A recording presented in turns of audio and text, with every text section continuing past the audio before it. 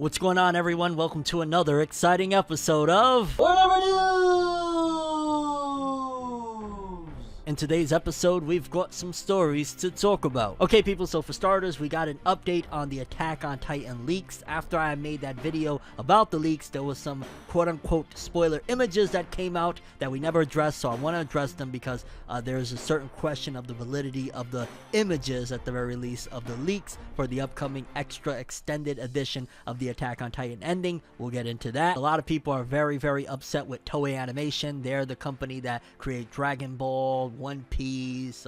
They do a lot of different things over there. Well, they apparently did something recently that pissed a lot of people off, and we're going to talk about it. We got an update on sales for a few different series, in particular the Boruto manga, which we're going to address that because there's been a little bit of drama, in particular regarding these videos where I talk about the news of the sales of the Boruto manga. So I want to at the very least address them via video, even though I already addressed them on Twitter, but I feel it's necessary to address them here where it all began, the reporting of the sales of the Boruto manga. And along with Boruto sales, we also got an update on the Mashle manga sales, alongside an update on SpyXFamily, one of the big hits that is kind of a sleeper because I still don't see a lot of people talking about it, but yeah, we're going to talk about that one. Very interesting story about a new AI distribution company that is being created by Kodansha and some of the big publishers over there. We got to talk about this one. We got a very big story regarding a worker, an animator that worked for the company that does Jujutsu Kaisen, the Attack on Titan final season, got out of high school.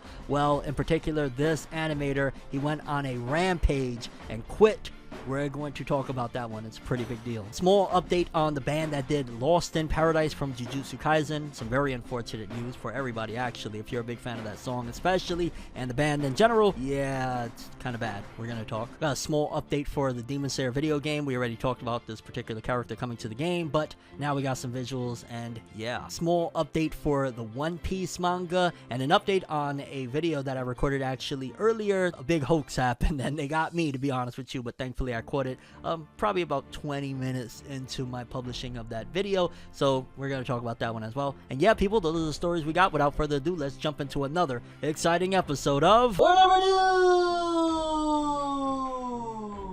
the only news source that provides anything and everything anime and manga related. And we don't bore you. We get into it. Let's do it. No matter how you move, get it done. No matter how you move, get it done. No matter how you move, get it done. No matter how you move, get it done.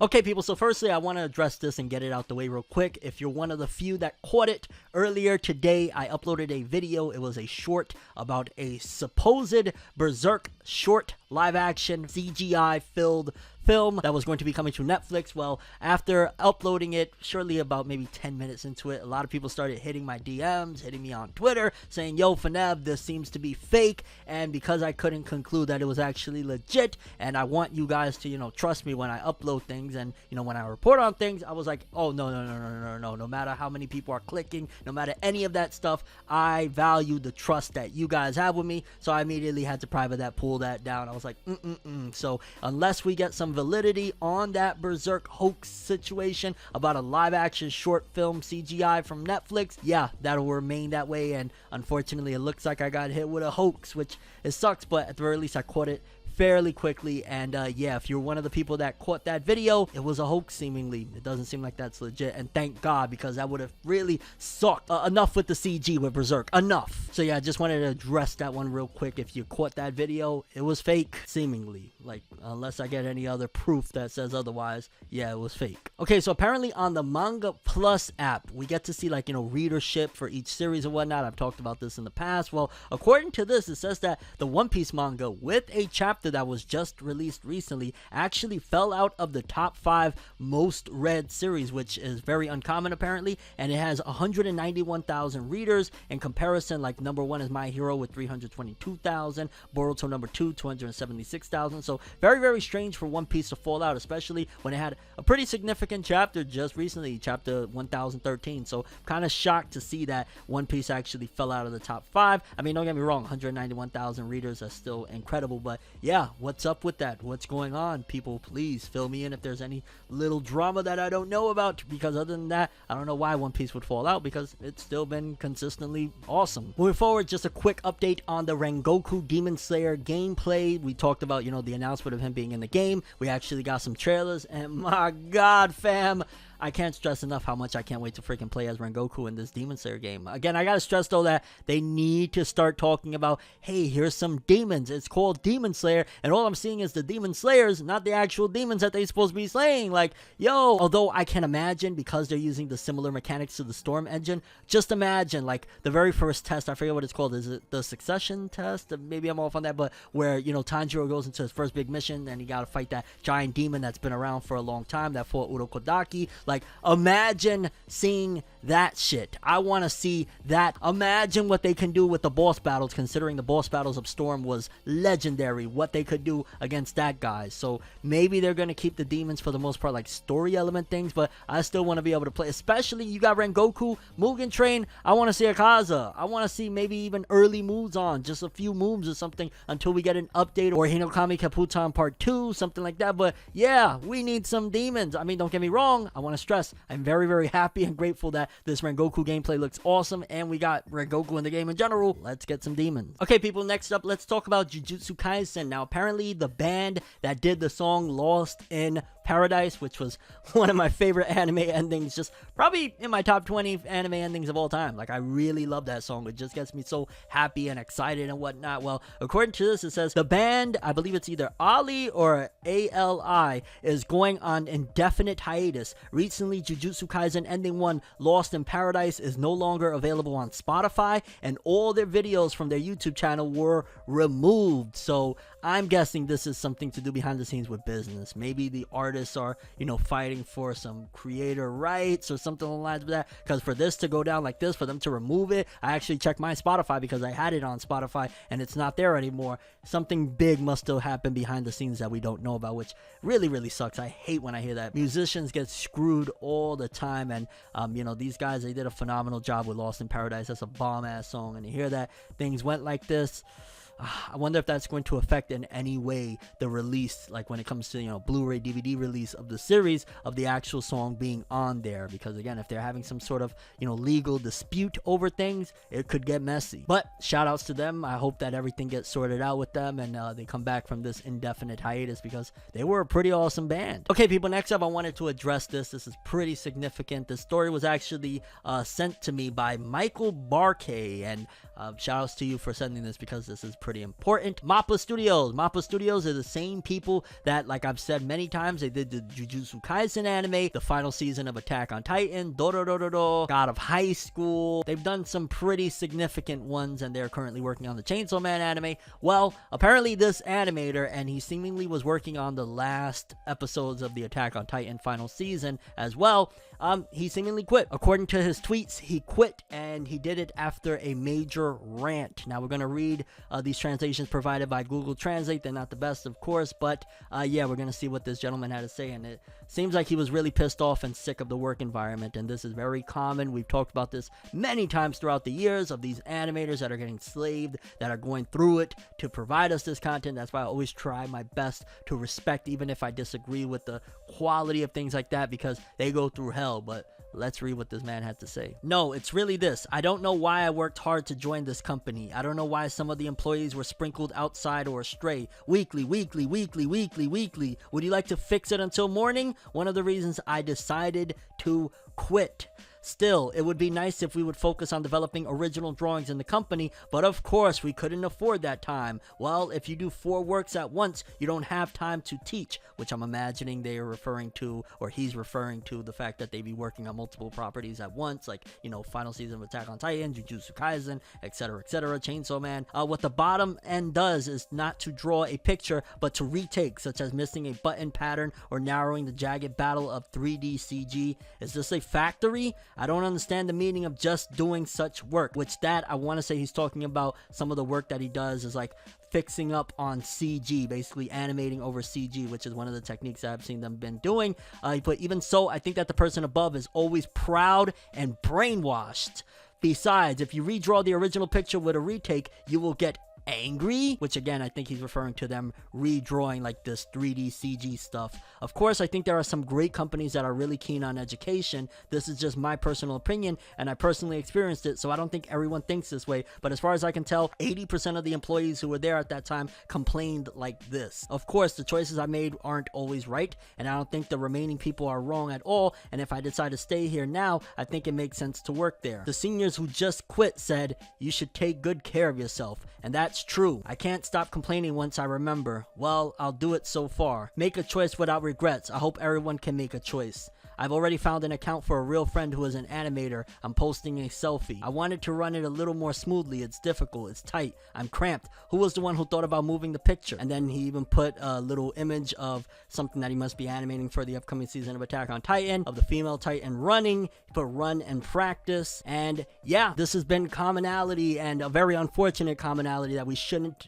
try by any means to normalize, of these animators running ragged by, you know, constant work, constantly doing things that, yeah, if you're working 4 projects at once and the amount of hours, I can only imagine. I've heard horror stories of 80-hour weeks getting like $900 and something a month. That just, oh my god, the thought of that. Ooh, I don't care how much I love art, I don't care how much I love being a creative. $900 a month for 80 hours a week, no, fuck you. But that wasn't, of course, confirmed in this one. But either way, he was stressed out and he seemingly quit. And yeah, it's unfortunate. It's unfortunate. And if they keep doing that, then we'll just see what happens with a lot of companies where Mappa is going to decline in quality. So let's keep an eye out moving forward. And sometimes I feel a certain way. I feel a certain way supporting these companies and you know, watching these things, knowing what's going on behind the scenes is like, damn, yo, like, I love these series and I want to support and all that jazz, but these animators are getting destroyed and, you know, going through shit like this. And shout outs to this dude for sticking up for himself and standing out. Like, don't get me wrong,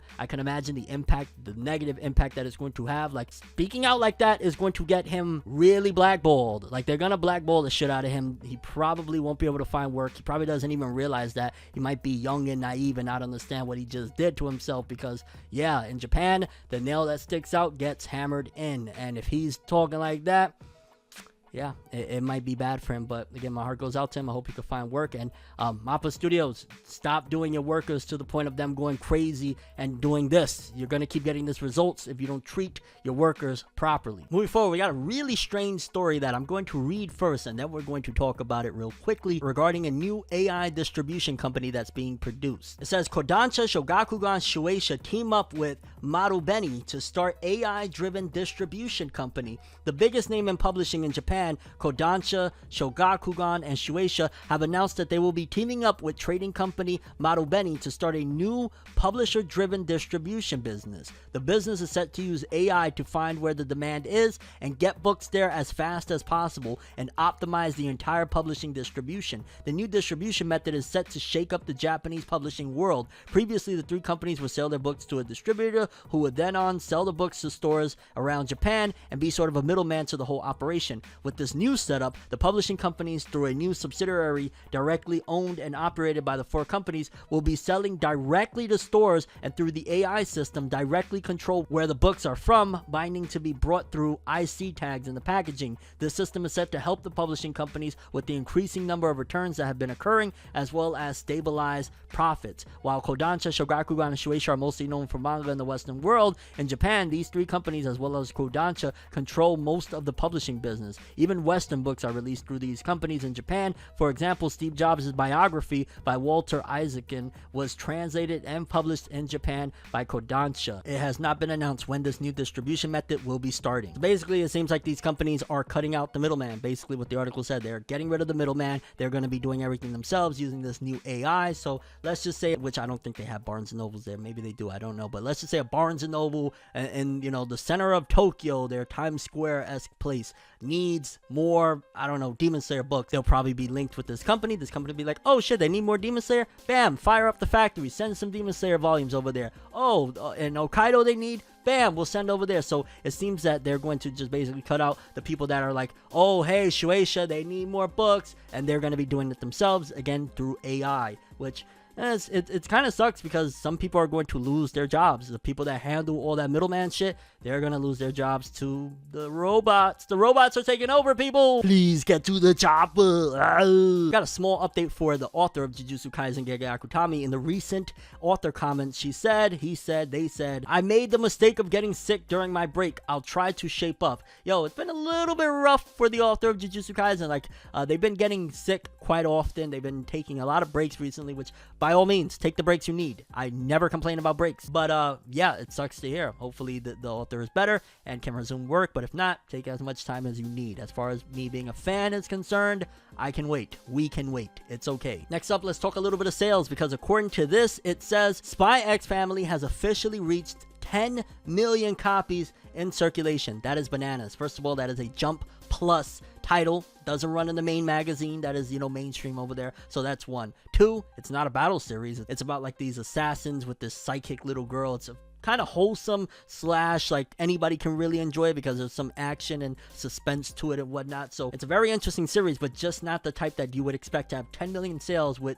Number 3, no anime. Still no anime, which that anime is going to be huge. I can imagine now Funimation, Crunchyroll, Netflix, Amazon Prime, all of them are arguing over the distribution rights in the West because that's going to be a big one. I could see mom, dad, and little Jimmy watching this shit together because it's going to be huge. So big ups to SpyXFamily. For a while now, I've kept my eye on it. I read the first couple chapters. I really liked. No, I read more than. I read like 5 or 6 chapters, and I liked what I read. And since we're on sales, let's talk. Second week of Oricon is here, and as usual, only Mashle manages to reach the top 50. It also recovers its previous week with an even higher number of copies sold. So Mashle, in its second week, it did 47,000. So in total, it has 92,000 in 2 weeks, which again, I want to say is attributed to the low balling of what happened. Normally, the second week is always a decline, so for it to sell more is because there's been a publication shortage. And Undead Unluck in 2 weeks, I want to say, has done 38,000, Mission Yozaku to 29,000, Phantom Seer 20,000. Man, such a shame. I don't know what happened, why they gave that to Axe, because it clearly has a fan base. And one of the last topics I wanted to talk about regarding sales is Boruto. Now there's been a little bit of a drama with Boruto and me. Apparently a lot of fans weren't happy with the way I was reporting the actual facts, like straight up just giving my take on the facts. Like, these are the facts, this is what it sold. Because with the latest volume in the first 3 days of release, it was 12,000 less than the previous volume's first 3 days of release. Like, that was just facts, factual, like me not fudging anything. That was facts. That's a decline in a series that is not selling that well and hasn't sold that well in its entire run. So for that, from like 52,000 to 40,000, let's just say, that is a big decline. Now with the latest volume, volume 14, there's a 2-week accumulation, and according to this, it says in 2 weeks it has sold a total of 100,481 copies, which that's okay, you know, that's not too bad. But in comparison to the previous volume, in the previous volume's first 2 weeks, it did 121,294, which is again a 21, pretty much a little over 20,000, almost 21,000 copy decrease, which therefore once again factually showcases that Boruto declined yet again. Not me making shit up. That is facts. Like, that is just what it is. So there's people that's been attacking me, making shit up, saying that I make shit up. Even when the new numbers came in, they said, aha, ForneverWorld won't report on this. Okay, I will report on it. And yeah, it shows that Boruto is at a 20,000 copy decline yet again. Not me making shit up. Not that I want it to be. I love Boruto. I've covered Boruto since the beginning. I've covered Naruto since 2010. Yeah, it's not my fault that the series is declining. I'm reporting facts, not my opinion on things. I add my opinion alongside the facts, but that's just what it is. So shout outs to everybody that understands that, because yeah, some people have been feeling a certain way of me just saying, hey, it's declining. That right there, 20,000 copy decline. You want to add in, hey, it was Golden Week. You mean a week where a lot of people get to stay home and not go to work, so they can go to the stores and get volumes. Like, but yeah, that's the facts about the Boruto manga. Again, with the last couple volumes, it has been doing dramatic dips, but even there, that's another dip. So yeah. Okay, next up, we got a little bit of drama on Toei Animation side. Apparently, Toei Animation has been hitting fan subbers with DMCA's, copyright notices, basically for fan subbing, and the fans are unhappy about this. Let's read. Overtime made an announcement today, and I want to say Overtime are fan subbers, after reviewing supposed cease and desist letters received by TV Nohan, KRDL, and New ZECT, a Brazilian subgroup. They believe that the letters are legitimate and from Toei over time announced today that they will no longer be sharing RAWs or subs for Kamen Riders or Sentai. Overtime will still release subs on Nya, but it will not be advertised on their website or their Twitter. And basically, the reason why people are upset and mad is the fact that they are sending takedown notices and legal documentation to these people that sub these things that aren't legally available for any of these places to actually watch them subtitled or in their language, which I understand on both ends. At the end of the day, it's their property. Like, Toei Animation owns that shit. It really, really is shitty. Like, yo, there's no way for people to watch this. And in fact, if we're just keeping it a buck, the anime industry has gotten to the point where it's at right now off the backs of fan subbers originally doing this shit. Now, almost any show you could think of, you could go to, you know, whether it be Crunchyroll, Funimation, Netflix, Amazon Prime, wherever, Hulu, and you can watch this shit.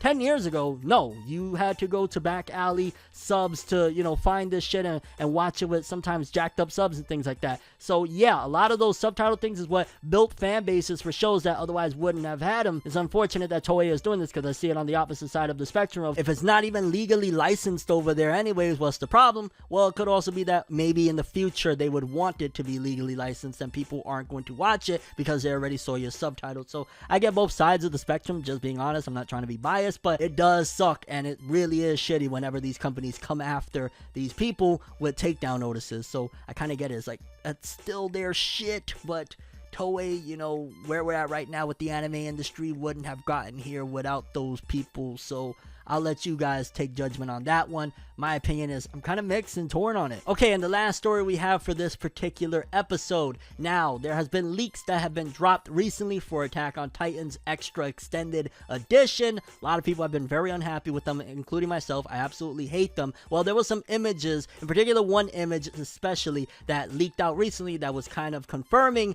those text leaks that we talked about not that long ago. And some people are saying that the images, not the text, but the image itself is actually Photoshop. And by the way, these are big spoilers, you've been warned, but the image is of supposedly big spoilers. I'm warning you, spoilers about Attack on Titan. 3, 2, 1. John and Mikasa with a baby, and they're older, visiting Eren's grave. Now, that was a part of the text translations, but a lot of people are saying that the visuals is actually fake and somebody photoshopped them. I can't confirm or deny regarding the visuals. I'm pretty sure that the text ones are legit, but that visual might be a fake. I don't know. Either way, it's been a really messy situation, and a shit ton of people absolutely hate the ending of Attack on Titan with that extended edition. Again, once we get confirmation about any and everything, I will keep you guys up to date as I do. But yeah, people, those are the stories we have for this one. I'm curious what you guys think. The Berserk hoax, sorry about that one, guys, but I tried my best to take it down as quick as possible. One Piece falling out of the top 5 on Manga Plus, that's really odd. The Rengoku gameplay trailer, I need that game yesterday, please. Lost in Paradise Band going on an indefinite hiatus, that really sucks.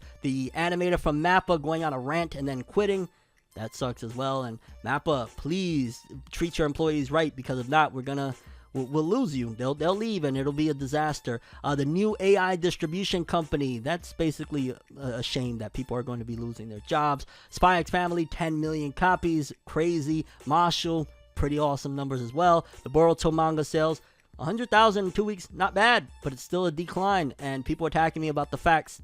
That's crazy. The DMCAs by Toei Animation, really, really shitty situation, and the Attack on Titan leaks and the validity of them. Your thoughts on all those stories we've covered, and your thoughts on any of the stories we covered in this episode. But that's all I have for this one. Thanks for watching. Hope you enjoyed. If you liked anything I had to say or enjoyed the video, drop me a like. I'd greatly appreciate it. And if you want more from me, make sure to subscribe. Follow me on Twitter, Instagram. Hit that bell to get all notifications. And if you want to follow any of my other social media, links in the description below. I'm ForneverWorld, and as always, people, have an awesome day. And remember the golden rule: anime and manga for life, boy. Have an awesome day. Peace in. You guys just watched another episode of ForneverNews.